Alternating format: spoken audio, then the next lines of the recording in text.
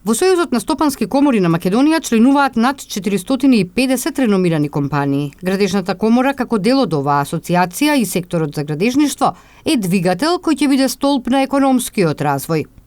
Градежништвото и натаму е еден од моторите на економскиот раст.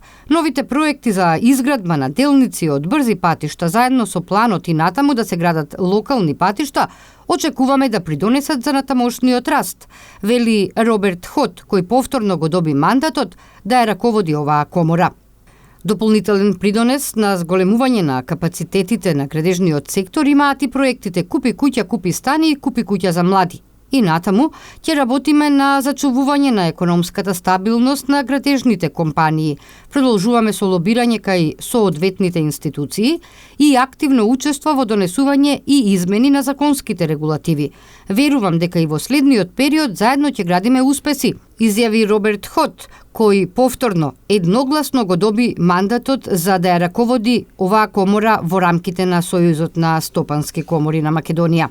Градежната комора на Македонија веќе има дадено предлози за спроведување на мерки за обуки за доквалификација на работниците во градежништвото, воведување контрола на градежните компании при тендерирање, намалување на процентот предвиден во градбата на станови за лица со посебни потреби, како и предлог за формирање агенција за контрола на потеклото и квалитетот на материјалите и на градбите, стои во соопштението од Сојузот на стопански комори на Македонија. Минатата година, Советот на председатели на стопанските комори, како резултат на активностите, заложбите и иницијативите на градежната комора во одредени законски измени кои придонесоа за стабилност на градежниот сектор и позитивно се одразија и во другите економски гранки, ја прогласи градежната за комора за 2015 година.